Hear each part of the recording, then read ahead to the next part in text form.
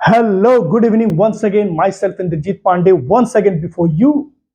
And this is the third part of class 7 social science, chapter number 5, the rise of empires.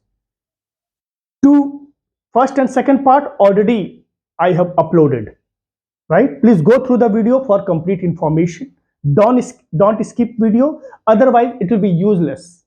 Got it? Okay. Without wasting time, let's move and enjoy the video.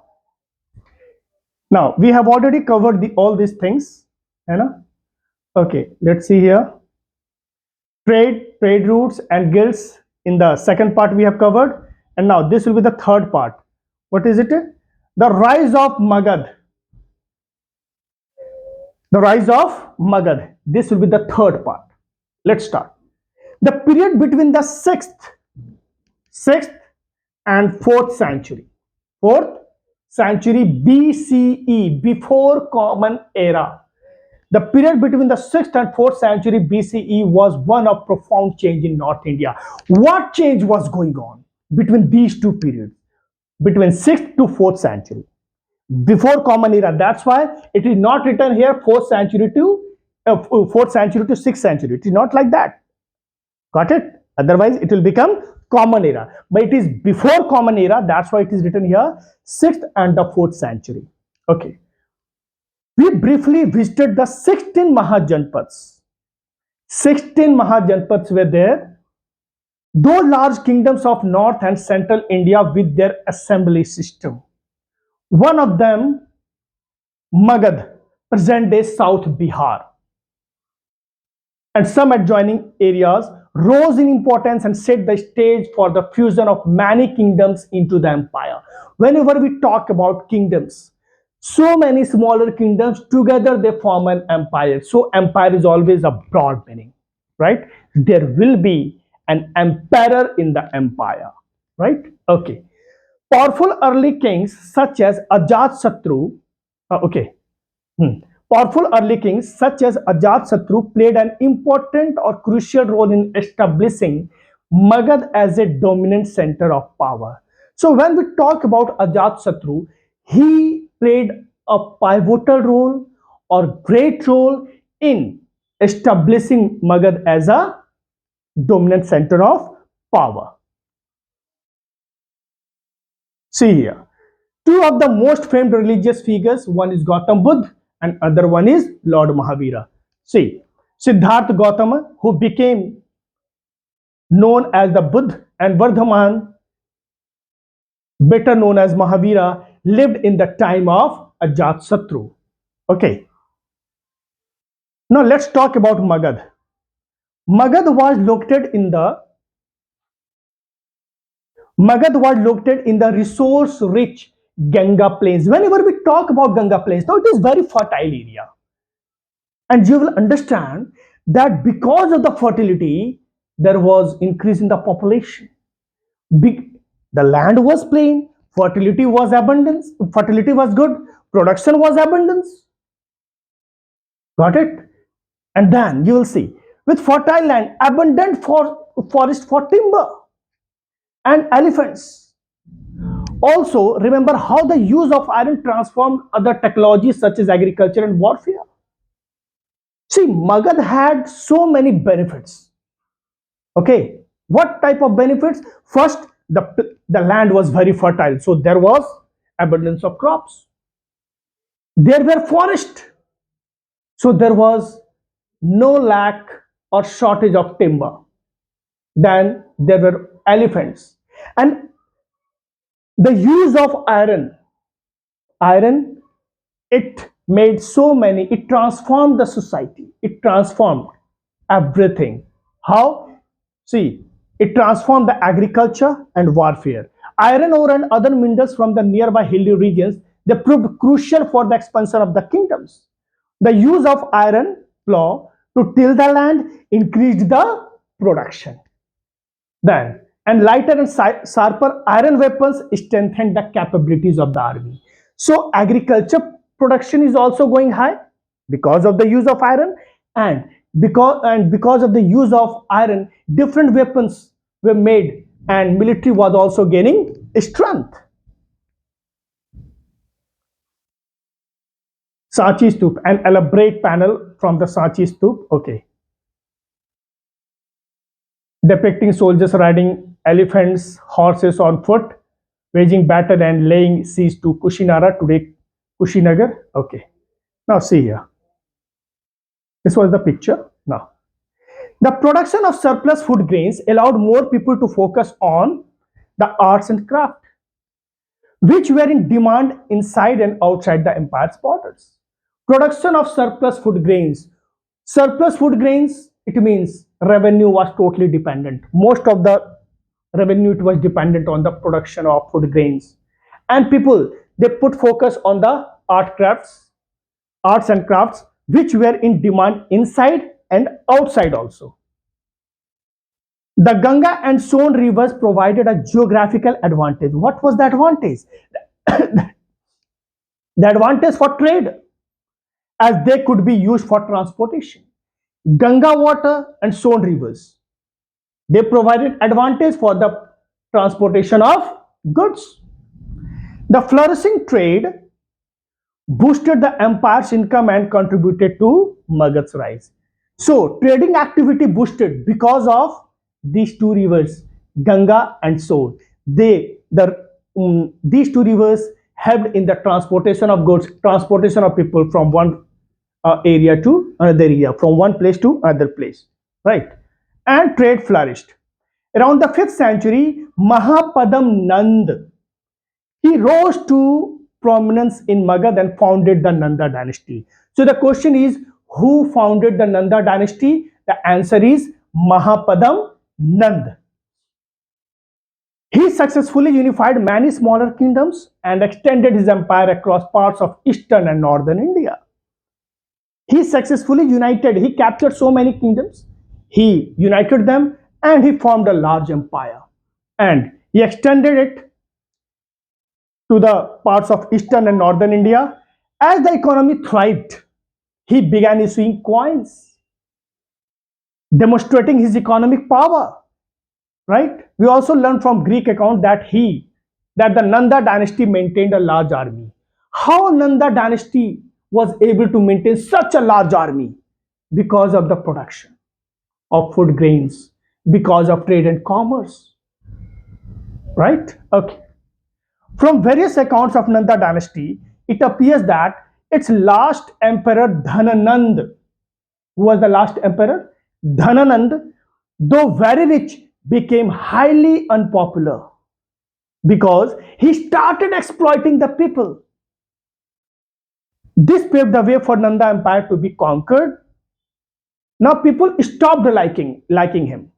He was exploiting the people and he was insulting, even he insulted Kautilya also. And that's why Kautilya took a challenge and with the help of Chandragupta Maurya, first of all he taught Chandragupta Maurya, and then both of them they made a large army and they attacked on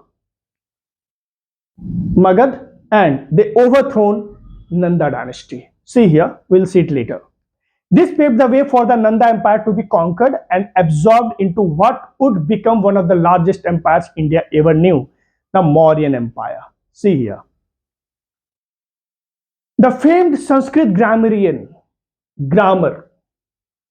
This, see, who was he? Panini, who lived around the 5th century before Common Era during the time of Nandas.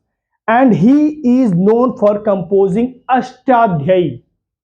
Panini was a grammarian, Sanskrit grammarian. Okay? He has written book, Sanskrit grammar book. What is the name of that book? Ashtadhyayi. Okay. An ancient text that listed the rules of Sanskrit grammar, in which there are 3,996 short sutra for Sanskrit grammar. Now let's talk about, is it clear till here, everyone? Okay, please write, if you have any doubt, please write in the comment box, I will give the answer. Okay, now, the arrival of the Greeks arrived, see, in Magad. While events unfolded in Magad, located in the eastern part of the subcontinent, what was happening on the in the northwestern region. How Greeks arrived in our country. I told you earlier also in so many videos that there were northwestern part of India, in northwestern part of India, that was the land route for the invaders, for the outsiders to come to India. Got it? So see here, this area was home to smaller kingdoms along an ancient route connecting to the Mediterranean. Among them, according to Greek accounts, were the Pauravas led by their king Porus. And Porus had fight with whom? Write in the comment box. Porus got defeated. He surrendered. First he got defeated, and when he was asked that how you want to be treated, what was his answer? Like a king. Okay, I want to know from you that with whom Porus had fight. Please write in the comment box.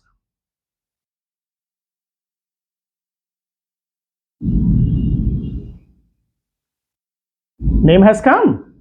Okay. Now see here.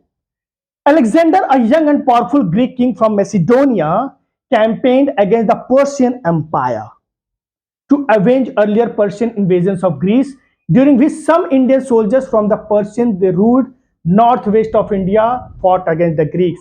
Alexander conquered the Persian Empire. The influence of Greek culture spread because of Alexander. His empire now spread over three continents, one of the largest in world history. So let's see here. Now, who were the satraps? Satraps were, in Hindi it is Chhatrap and in English it is Satraps. They were the governors of provinces of Persian and Greek empires who were left behind by their overlord, right? Like Alexander, to maintain the far off territories. Alexander cannot be at all the places, no? So he left governors at different territories, which he conquered. Got it? These satraps had significant power and freedom despite being mere officials of the rulers. See here. When after the battle Alexander asked Porus, you got the answer? With whom there was fight? There was war between Alexander and Porus.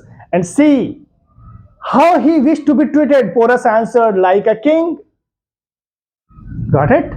Alexander then left Porus at the head of his kingdom as Satrap with the help of your teachers. Okay, let's move further. Back in Persia, Alexander faced rebellions and political turmoil took place after he fell ill and died in Babylon at the age of 32. At which age Alexander died? 32. Where? He died in Babylon. His immense empire was soon divided between his generals and the satraps who created their own kingdoms, and all those satraps independently they started ruling those territories.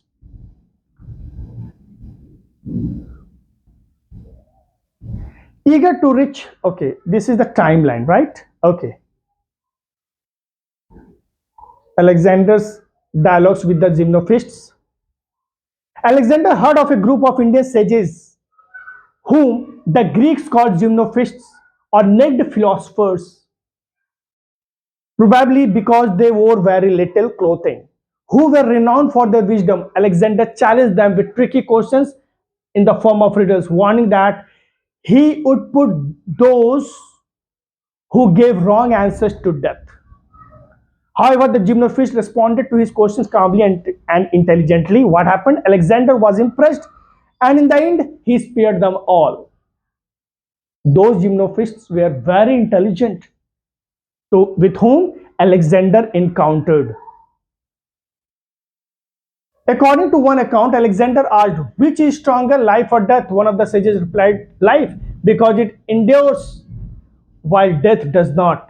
Alexander then asked, how can a man be most loved if he is most powerful and yet does not inspire fear?